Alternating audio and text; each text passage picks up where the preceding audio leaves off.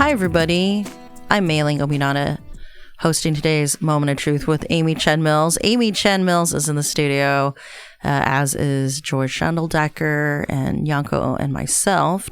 Today's episode of Moment of Truth is a year in review. So we're going to talk about our learnings and reflections from the various Moment of Truth shows we've done.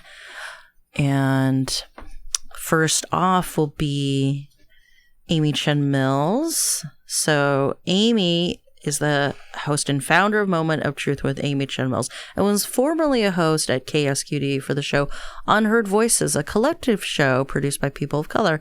Amy is also an author of books on resilience and mental health for educators and youth, State of Mind in the Classroom, and The Spark Inside. She was an activist at Northwestern University and wrote a book after graduating called CIA Off Campus. She was a journalist in Santa Cruz and the Greater Bay Area for many years and is a current co-founder of the Substack Moment of Truth Dispatch, a new lecturer on resilience at UC Santa Cruz, and runs her own counseling and coaching practice, Amy Chen Coaching and Education. She is a mother of two and writes poetry when she can. Welcome, Amy. Thank you, Mei-Ling. You're welcome. So, what are some things that have happened in the Moment of Truth program over the last year? Well, first of all, I just want to acknowledge everybody who's in the studio with us, and also Todd Zimmerman of Nativeverse Studios, who is on Clean Feed with us, who's been a part of the team as well. Hi, Todd. Hello there. Hey, and also Vara Ramakrishnan has been a part of the team. She couldn't make it this evening, but she did give me her favorite shows from the past year.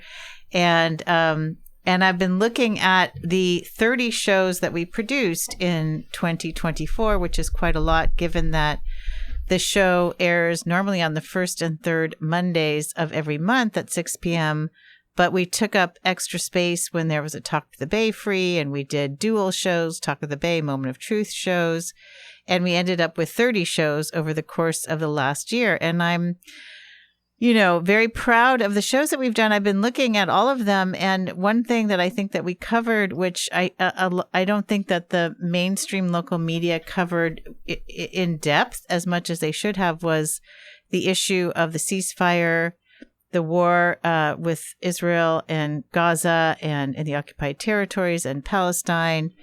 We did 3 or 4 or 5 shows just on that issue alone. And I'm proud of us for doing that. Those were some of the hardest shows to do. For me personally, I found them difficult and challenging. People's emotions ran very high, and yet we did them. And I thought that was great. And I think that's it. I do have a few favorite shows, but I just want to say, we've had sort of like celebrities on, and we've done a lot of work to get them on. We've had huge authors on, like Malcolm Harris. We're going to talk about, the author of Palo Alto. We've had amazing, incredible people, union leaders and congressional candidates, and Janet Hardy, who's a polyamory author. We have just covered the waterfront. And I just think it's remarkable to look back and see all this. Nobel Prize nominee, Izzeldin Abuelaish, someone with the DOJ in the Biden administration who wrote a book on private equity, and so forth. Great. So I think we were all going to pick like our favorite shows and also some clips. So Amy, I think one of your favorite shows was the interview with Ashira Darwish. You want to kind of set up the clip? Yeah, Ashira Ali Darwish was the featured, the main character and real life character in the film Where Olive Trees Weep, which our team also brought to Santa Cruz back in June with the Real Work Film Festival for the first showing of that film in our community. And then you, Mei-Ling, and Real Work Film Festival brought it also to Watsonville. And Ashira Ali Darwish talks about life in the occupied territories. This particular clip is me asking her, because I've been to Israel several times and I've driven along the wall that divides Israel from the West Bank. And I was asking her what is happening behind that wall. what's been happening has been happening since 1948, since Israel's occupation and beginning of the ethnic cleansing of Palestine. Since then, millions of Palestinians had been exiled and kicked out of the country, and massacres perpetrated in order to ethnically wipe out areas so that the Israeli settlers coming from all over Europe and the rest of the world could come and claim a piece of land for them to live on what remains of us after wiping us out, even living in what remains from Palestinian homes and taking also the possessions of the Palestinians, and their family portraits are sometimes still until today displayed in Israeli homes. So what has started a long time ago, and it's very saddening to know that people wouldn't even know what's going on behind the wall or inside Palestine of 48 land, which is what currently Israel calls Israel, because this was all funded and curated by the Americans and the British. So it's pretty much the American dollars that have created this situation and continue to fund it and continue to support Israel. And as we have seen in Nusayrat, they actually have put their boots on the ground to massacre Palestinians. And what has been happening, if you listen to the media, which is controlled mainly by, of course, the Israelis and the propaganda machine of Israel, you would think that there's a bunch of Arabs, not Palestinians, who happened to be in the land which Israel occupied, and they fought, and they're very hostile. And you don't get the context of how we were pushed out of our country, pushed out of our homes, our families separated. My grandfather was kicked out of Jerusalem in 1967 along with my uncles, and pushed into Jordan, and they didn't leave on their own accord, we must say. It was after the massacring of thousands of Palestinians in Deir Yassin that our families were pushed out after one of my uncles was shot. And what people don't understand is that this is the core of what is happening, and what happened in 7th of October is nothing but a response to 76 years of occupation, ethnic cleansing, and apartheid. All it takes is one person to walk in Hebron and to understand what is apartheid when you're talking about putting Israeli settlers in the heart of a Palestinian city. And in order for them to be able to hold the Israelis in that area, it means that they've created sterile roads for their settlers, which means Palestinians are not even allowed to walk on their main roads. They closed 60% of the shops. The houses are all closed. We have to travel on the rooftops in order to get from one house to another. Thank you for that clip, Nyako. So when you were choosing clips, Amy, what drew you to that section of your interview? I think that a lot of people, including myself, were not very educated about what was actually happening in Israel/Palestine. And I find this topic very difficult because I have very close Jewish friends who are almost like family, and I am also related to Israelis. And I hear from all sides of this issue, and everyone is in high trauma and fear. But then what happens because of that is that we're not actually looking at what's, in my mind, we're not actually looking at what's happening to Palestinians. And I think that it behooves everyone to see what's really happening on the ground. And, I'm proud of our efforts to have brought that film here, and to show it and to try to educate people. It's been a journey for me in which I feel like I've lost friends, and I've been in the middle of conflicts and pressures from both sides of this issue. And yet it seems like one that we have to continue to press on to understand. Thank you. And another clip you identified was one from the Doom Loop show, where you're talking about JD Vance and the Tech Bros. Do you want to set that up for us? Sure. Actually, the title ended up being J.D. Vance and the Tech Bros of San Francisco, Sad Francisco Part 1 and 2. Yeah, but the guests we had on the show were both from the Doom Loop Dispatch podcast. And the reason I think this is important, especially for our particular show, is that I think we were the first people in the Santa Cruz area to start talking about what was happening in San Francisco. With tech executives and with sort of a right-wing takeover of San Francisco politics. And that started with Allie Collins on a Talk of the Bay show, who was one of the school board members who was recalled along with two other very progressive school board members and the progressive DA in San Francisco, Chesa Bodine. And when that happened, the news that I was getting was, there are reasons why this happened and they weren't doing a good job. And when I did some more investigating, we found that this was really a sort of a right-wing propaganda campaign that links to the Manhattan Institute. And the more we've together as a team dug into all this, we're finding links from Manhattan Institute to California YIMBY. We're finding links to Moms for Liberty from the Lowell Foundation, which is an organization in San Francisco set up to support one of the charter schools that they wanted to make more equitable. So this is sort of like this is like the first line of entry into that whole world. And then we really got deep with J.D. Vance and Elon Musk and Peter Thiel and these people who are trying to start these sort of mini apartheid cities, both in California and across the world. And it gets pretty scary. So if you have the fortitude, go back and listen to those two shows, J.D. Vance and the Tech Bros of San Francisco. But this is just the beginning, sort of the entry point for our little group to start looking into this. You also can't leave out Diane Yap. Yeah. Friends of Diane Lowell. Yap Yeah. And Friends of Lowell.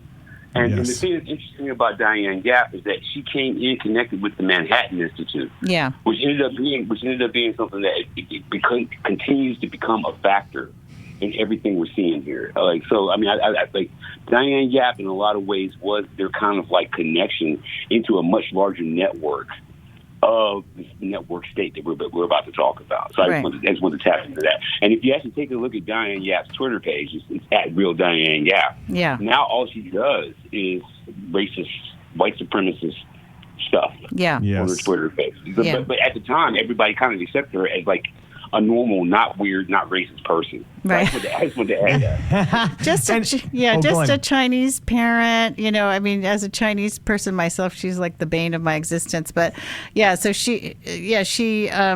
what I heard from Allie Collins and Diane Yap with Friends of Lowell, basically like president of that organization. And for people who don't know San Francisco, which is a lot of our listeners, just to keep that in mind, that's a school in San Francisco that's part of the public school system funded by taxpayers, but was merit-based in terms of getting in, correct? Yes. Yeah. And so a lot of parents who had their kids there did not want what the school board was proposing to make it just sort of more equitable, getting into Lowell School. A lottery system instead of testing. Yeah. And we have that here actually for our school that's sort of like that. And it's still, it's a good school and it's also just based on a lottery, frankly. Mm-hmm. So it's not such a radical idea. And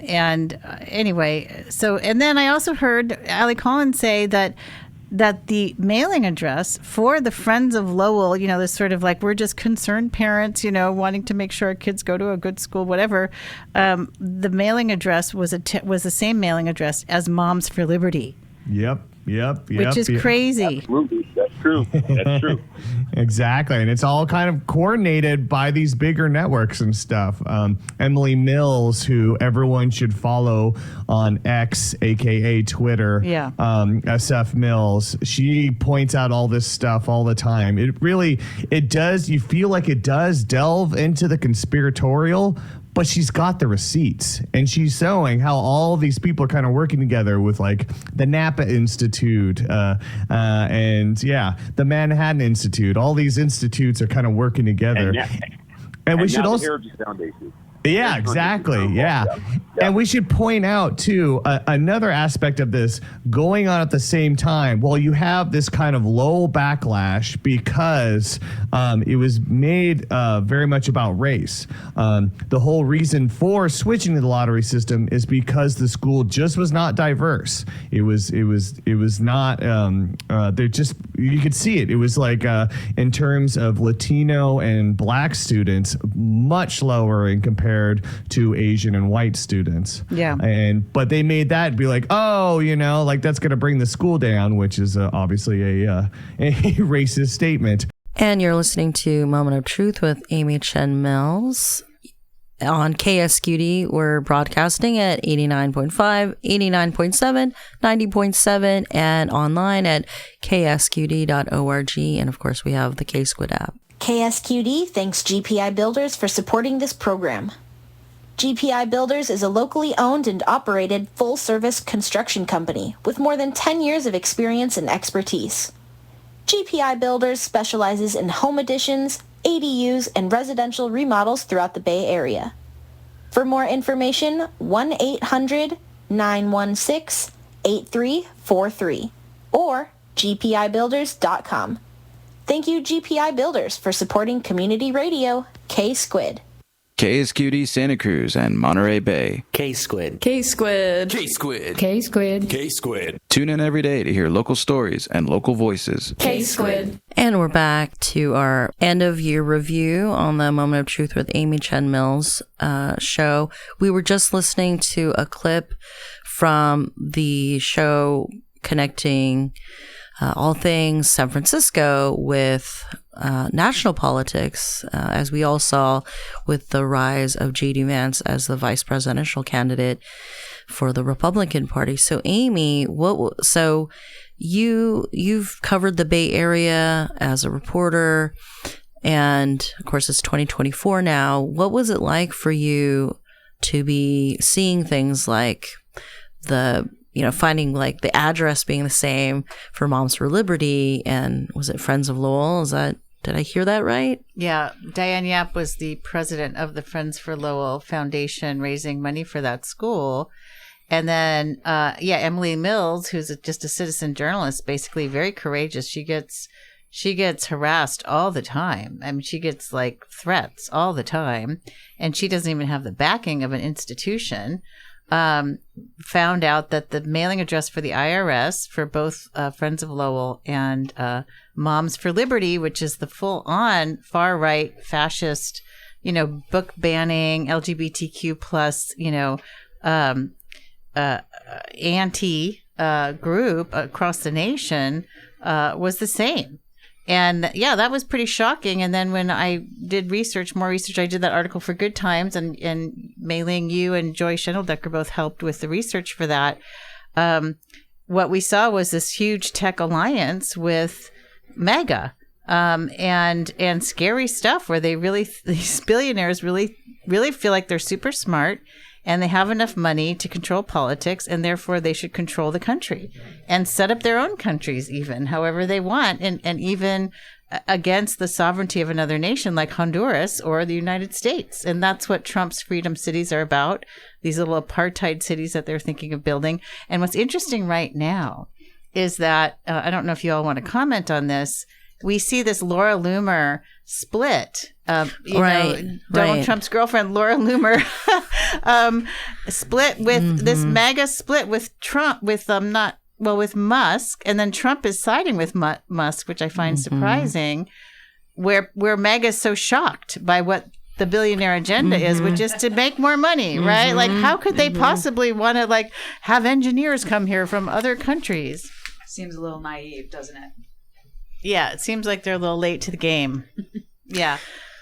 Well, I think it's, on one hand, there's just no loyalty anymore. I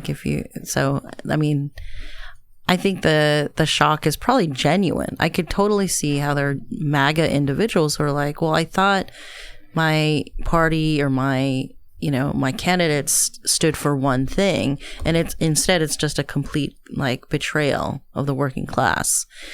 So Trump has not even taken office. So it's just interesting to see how it's blowing up right now.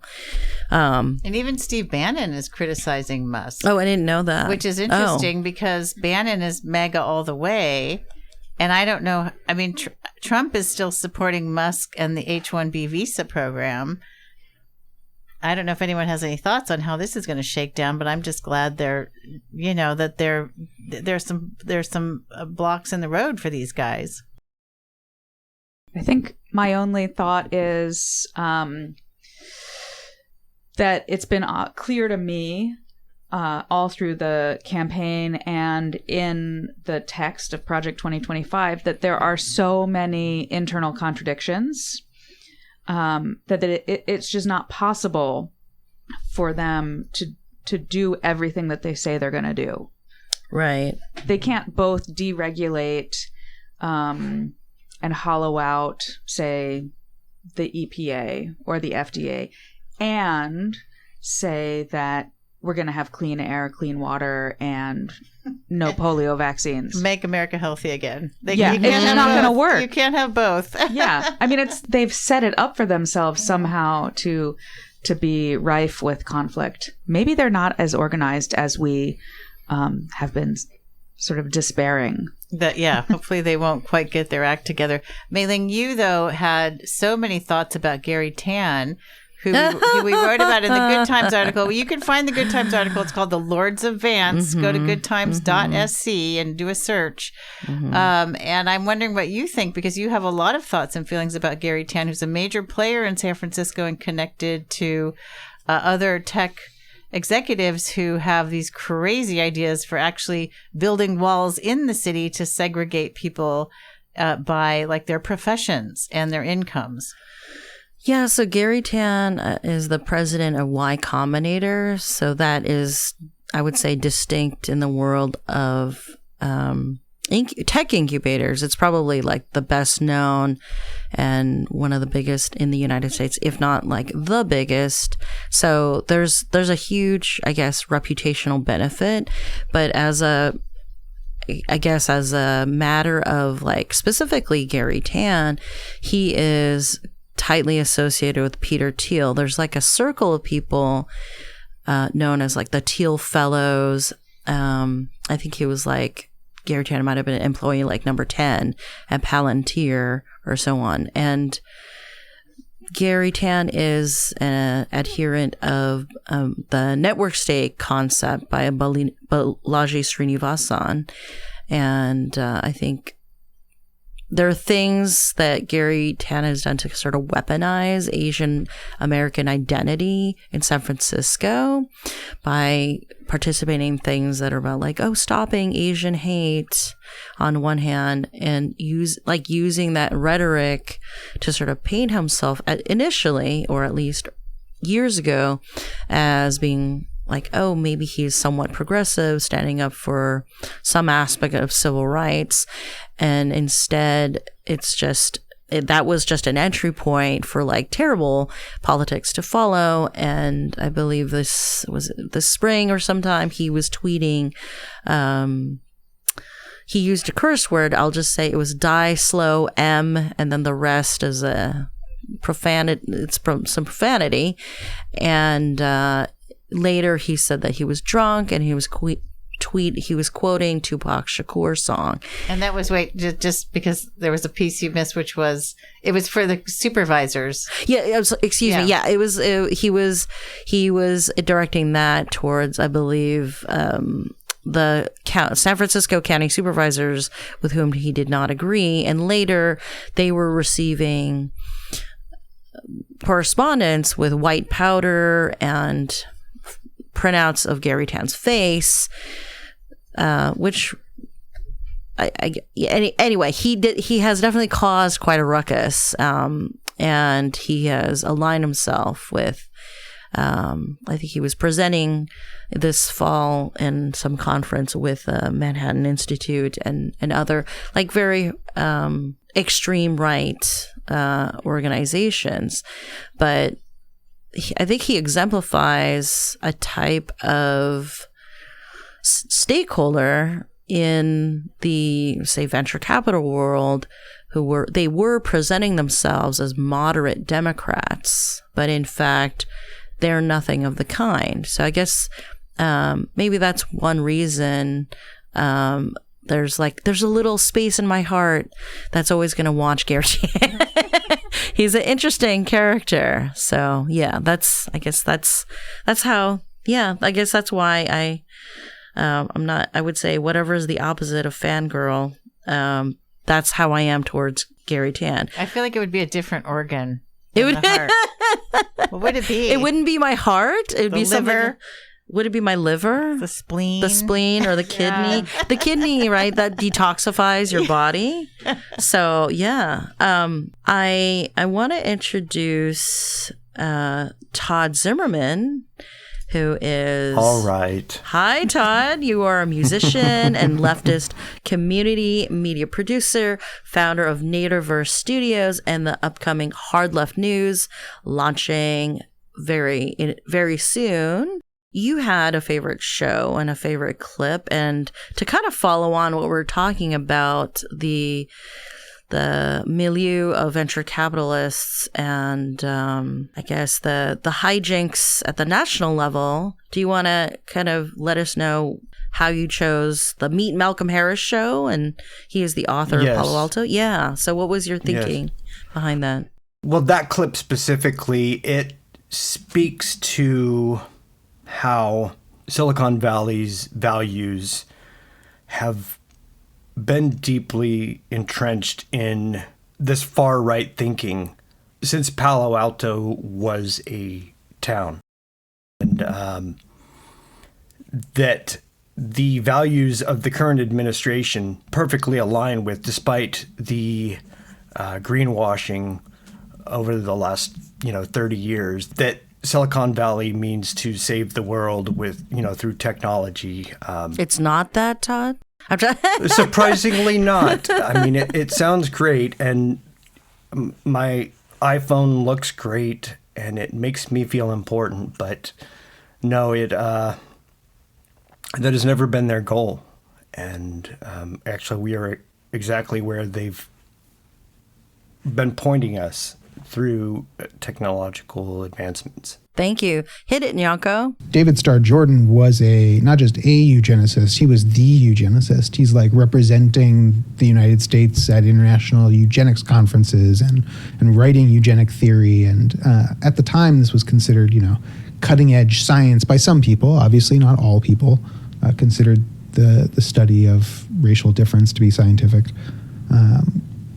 But the Stanfords did. And so David Starr Jordan presented himself as a very modern scientific person. And he brought in a bunch of faculty. He created his own subject called bionomics that I write about at length in the book.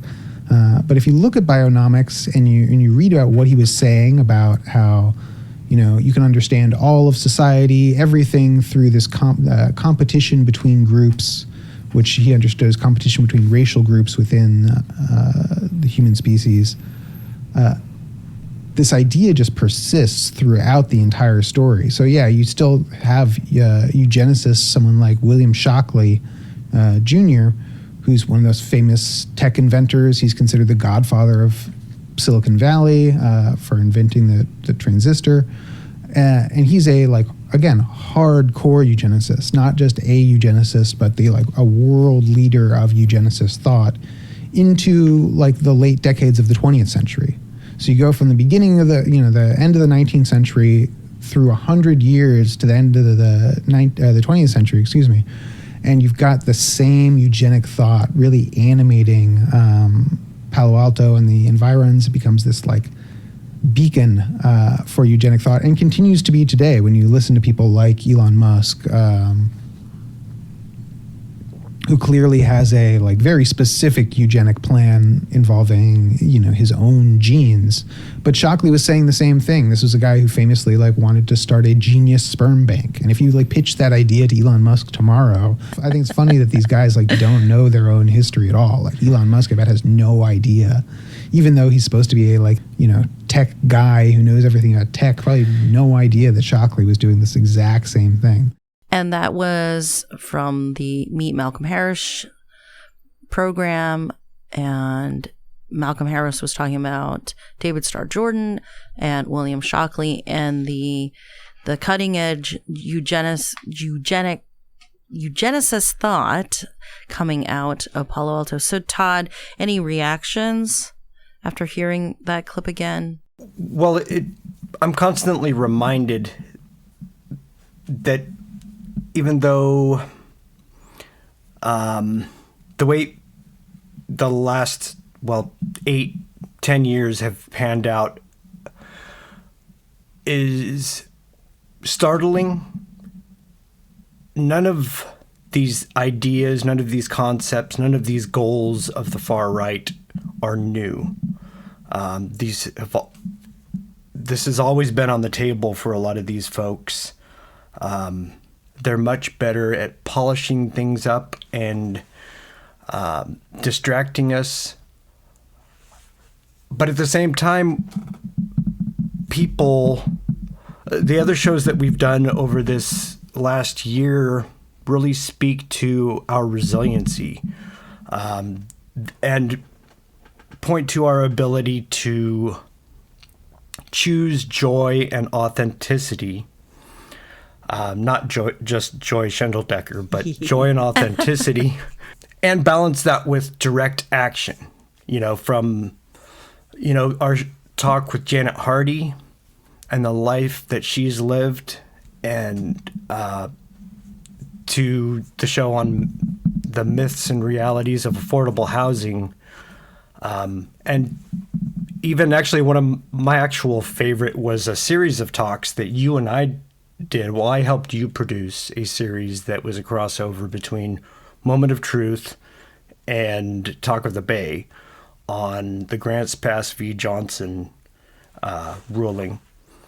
And we spoke to Annie Powers, and she's a PhD candidate at the Luskin Department of History at UCLA. And she's doing her dissertation on the National Union of the Homeless, which existed from 85 to 95, I believe. And even though, Grants Pass v. Johnson is, it points to a pipeline from poverty to the for-profit prisons. The fact that there was a National Union of the Homeless, and there continues to be quite a lot of political direct action in and around the unhoused communities, really points to our ability to stand up, push back against these this darkness. Yeah, it really changes narratives to know what history we don't know. Yeah. And how, exactly what you're saying about direct action. So that conversation was completely fascinating. And just to button everything back, not that everything connects to San Francisco, but that Grants Pass versus Johnson decision could not have happened without the amicus brief from the city of San Francisco, which Joy Schendeldecker, I think, read every single friendly brief. Most of them. Okay. I think she went through them with a fine-tooth comb. But I think the Supreme Court was citing the San Francisco friendly brief a million times. Yeah. So it formed. So it's just kind of funny to see how all the topics we're bringing up sort of, they definitely interrelate. Absolutely. Well, thank you, Todd. I'm here with Joy Schendeldecker, who is a socialist community organizer and artist based in Santa Cruz with a deep commitment to housing justice, environmental activism, and equitable public policy. They bring a unique perspective that weaves together personal experience and systemic critique. As a former city council candidate and course assistant in UC Santa Cruz, they balance advocacy, education, and creativity, championing the inclusion of marginalized voices in local decision-making. When not working working. They're crocheting at meetings, supporting their family's journey through life's up and downs, and dreaming up projects that merge art, activism, and community care. Thanks for joining us today, Joy. Thank you for having me. So your 3 favorite shows were about, let's say, private equity when Brendan Ballou was a guest, Trolling Fascism with Walter Masterson, and the Malcolm Harris interview. He was the author of Palo Alto. What drew you to, I think this is a clip about Hoover and bifurcation. Yeah. So this clip in particular, I thought it offers us a fascinating and deep history behind the housing and class dynamics in the U.S. And in our region. So in it, we're going to hear Harris explaining how Herbert Hoover and the real estate industry used private property, homeownership, and the fear of communism to divide renters and homeowners while protecting the interests of the ruling class. And this history feels incredibly important for understanding the direct connections to what's happening in our local political ecosystem and even in our community relationships today. Thank you. Absolutely. And it was really designed, again, by Hoover and the real estate industry within the associative state, which doesn't mean it doesn't also originate elsewhere, right? Like that's the origin of settler politics in general, is like stealing land and offering one group of non-owners the chance to steal someone else's land and become owners. So it's not like Hoover invented becoming a settler, although he was very, very adept at it, very experienced in being a settler and working at settlements and being an imperialist. But absolutely was looking at the country and saying renters cause problems, homeowners don't cause problems. We want people to feel like part of the ruling class as opposed to part of the working class. And you got to understand, this was in the wake of the Bolshevik Revolution, which deeply, deeply affected Hoover. He had close relationships with members of the Romanov family, with the Russian imperial ruling class, and he watched that class get liquidated, straight up get liquidated, which included some of his resources, interests in various Russian imperial projects, again, get liquidated by the Bolshevik Revolution. You have the threat of the Mexican Revolution. You have the Boxer Uprising, which he happened to be present for in China. By being an imperialist, he is also quite acquainted with anti-imperialist action and rightly afraid of it. And as someone who spent his formative years not in the United States, but around the world at hot points of class conflict, he never thought that the United States was exempt from these patterns of world history. And he spent the last years of his life really building a bulwark against communism in the United States very, very explicitly. And that bulwark is still part of the right wing in the United States today, really an important part of it, I'd say. Okay. So hearing this clip really, it hit home for me. So in Santa Cruz, we see the echoes of these strategies all the time. Groups like Santa Cruz Together, backed by local real estate interests and the California Apartment Association, have worked to defeat rent control and an empty homes tax, recall progressive council members, and help elect more conservative ones since 2018. Some members of Santa Cruz Together still use red baiting on platforms like Nextdoor to divide renters and homeowners, which distracts from addressing the real systemic roots of our housing crisis. And at the same time, neighborhood groups do often stoke fears about development, while YIMBY members push for relatively large market-rate mixed-use housing projects with the idea of filtering, that more units available will make more units be available at affordable rates eventually. But I think both of these approaches miss the mark when it comes to housing justice, because they don't address key issues like exclusion, displacement, gentrification, or the need for stronger labor protections, like a citywide project labor agreement for all new buildings, or ensuring that hotel and entertainment projects are unionized. once people are employed. I think it's really important to connect this history to what's happening locally, the Hoover history, because understanding these patterns can help us recognize how they continue to shape our community, and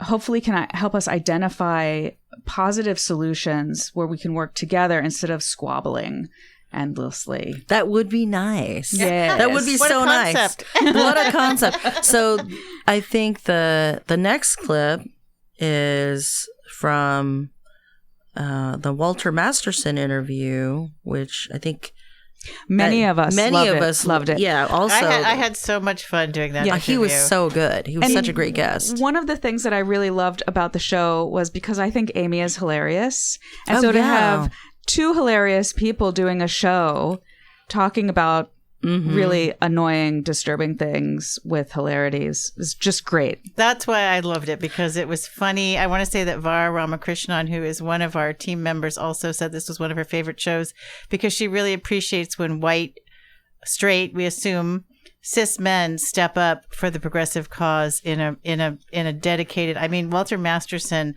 I think, almost killed himself running around all year, calling out MAGA, calling out Moms for Liberty. And, you know, it was so disappointing for him when Harris lost. But anyway, just a true hero. And yeah, it was fun for me to get to be funny with Walter Masterson. So here you are at what you're calling a forced birther or pro-life rally. I think it's in front of the Supreme Court. It's one of your pinned TikTok videos. Was that in DC where you're asking pro-life men if they know what ectopic pregnancies are? Oh my God. So I want to preface this video. This did not start as a gotcha. I swear to God, I just was trying to do interviews where I'm like, oh, hey, what's your opinion on an ectopic pregnancy? And their brains had hit the reset button. And then I was like, after 3 people, I was like, okay, you know what? Okay, this is the video. I'm going to ask 2 more men what they think of ectopic pregnancies. And then I'm going to go home. I'm cold. And it didn't disappoint. It was every man I asked at the forced birther march was just saying, yeah, what's that? What's the ectopic thing? To be fair, the women at the forced birther march all knew it. They understand their own bodies. Right. We could speculate on why they're there and blah, blah, blah. But women understand their own bodies. They could not find a man that understood. Even one of the women at the thing said, she's like, yeah, they don't even understand how menstruation works. Like, what do you want? I was wondering about her. She sort of resigned. She was just sort of like, ugh. Here we go. Walter Masterson at a pro-life rally. What about like this whole ectopic pregnancy thing?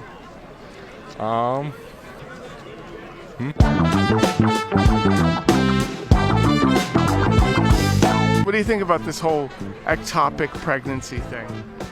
I'm not sure what that is. About what?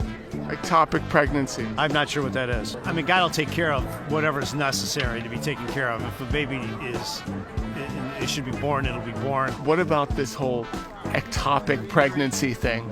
It's a red herring. That has nothing to do with the issue. What about this, ectopic pregnancy thing? I'm not knowledgeable to answer that. Life begins at conception. That's when God, So none of this. So ectopic pregnancies, it's like a loophole almost. Yeah. It's like a loophole. Yeah. Yeah. We're not doing this. We're not going to fall for that. No. Ectopic pregnancy is when a zygote implants in an area that is not the uterine lining in the uterus. So it might implant in a fallopian tube. It also might implant in a liver. That's happened before. Every other man I speak to has no idea what an ectopic pregnancy is. A lot of men don't even know how menstruation works. But they also don't. They also think it's a hoax. Thank you, Walter Masterson. Can I just mention that Walter Masterson, for those of you who aren't on social media very much, is a social media sort of like master, and you just have to look up his name, Walter Masterson, and you'll find all of these crazy things that he's done, and it's hysterical. Thank you, Amy. So Yanko, do you want to chime in to mention your favorite shows? Do you want me to kind of list them out and then you can react? Is that okay? Sure, you can do that. Okay. If you like. Okay, so you mentioned the Myths of Affordable Housing show, which had Josh the Red Planner. He's awesome.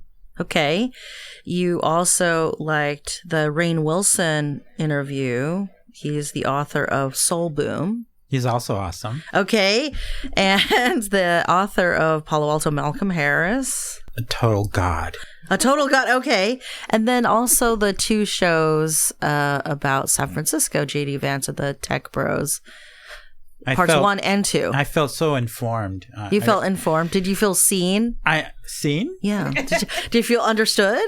Yes. I feel that the very problems that they're having in San Francisco pretty much mirror the kinds of problems that we have here in Santa Cruz. And as everyone knows, I just love stirring up the YIMBY hive on Reddit and on Facebook. And I'm talking to you guys out there. I know you love it. So please keep giving me more. So thank you. All right. So Nyanko thanks the. All right. You want to match the energy. Okay. I think what was so fun about those JD Vance shows, and just go to our podcast, by the way, and find all of these shows. You could just type in the title in the search bar.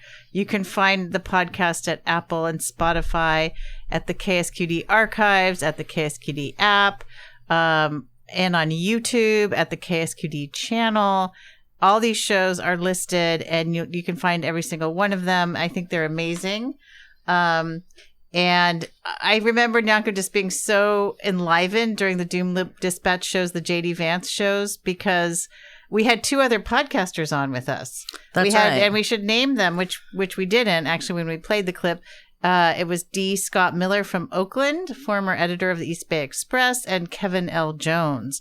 And so they had so much to say. It was like this sort of very raucous, constant like feeding in of information and shocking information like over the course of 2 episodes. All right, I guess it's my turn. So, hey, I'm mailing. I guess my favorite shows was the episode about Grants Pass versus Johnson. I had the pleasure of interviewing Ed Johnson, tied to the litigation team that went to the Supreme Court, and of course the Walter Masterson show, also the interview of Malcolm Harris, which, by the way, I interviewed him on the same day as it was the first day of the Republican National Convention. So at the end of that interview, he talks about watching out for the participation of venture capitalists in our political process. I also really enjoyed the interview of Jamie Edwards, who is the first is the national president of the Trader Joe's United. Jamie, in this clip we're going to play now, is talking about the kind of like the process of what it's like to start a union from complete scratch. And I believe Nyanko's getting that clip now. And then like even going back and like doing like what we call inoculation, which is when you pretty much have to prep everyone for all the anti-union talking points they're going to hear, all the misinformation. And like there's a lot of time that's spent doing like pretty much nothing but like bringing people all of this information and like, being like, these are the type of things that they're going to say. This is why this isn't wrong. You know what I mean? Like these are different kinds of union talking points. And, so you're like, sort of vaccinating people against anti-union propaganda. Absolutely. And if it's inoculation. Yeah, that's why we call it inoculation. And that's something I've said before. Is just like actually it might have been one of my other organizer friends who had originally told me this. You always have to do this before going public because it's inoculation, not treatment. You know what I mean? And like that was like a really important thing because once people get scared by the company, there's no guarantee that you can ever get them back. Wow. Like right. Once they're at that point, they might just not return your phone calls, period. You know what I mean? Like then you've just lost them. You know what I mean? So it's like it's so important that these people are thoroughly prepared before you have your election or before you announce your election. You know what I mean? Because it's easy to have a strong majority when the company hasn't started union busting yet.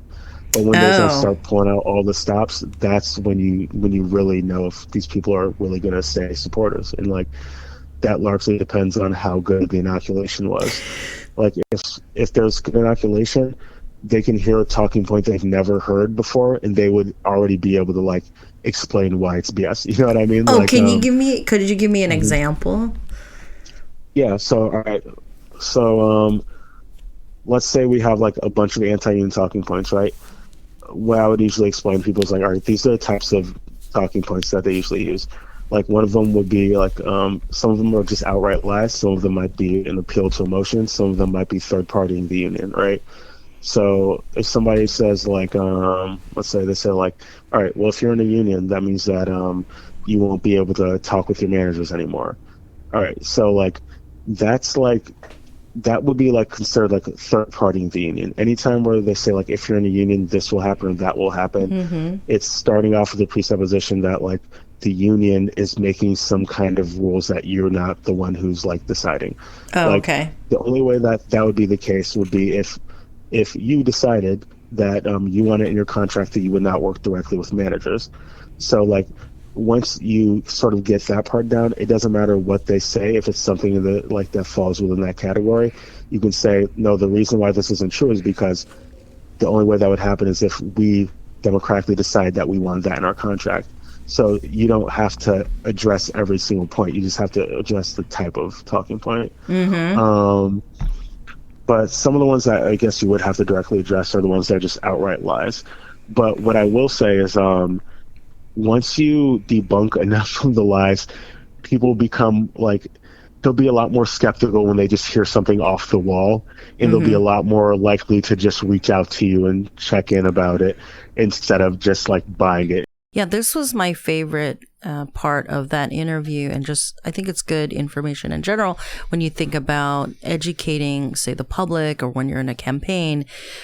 Prevention is the best cure, and I think that applies broadly whether your issue is labor, the environment, or any number of things. Kind of preparing people to hear whether it's like, you know, union busting talk or any other negative talk based on like falsity or any sort of manipulation of information, arming people with good information. I think that is a form of intellectual self-defense. All right, so I think Amy, you were going to talk about like the shows that were like our top shows? Yeah, our top shows, yeah. And I got to do this quickly because we're getting to the top of the hour.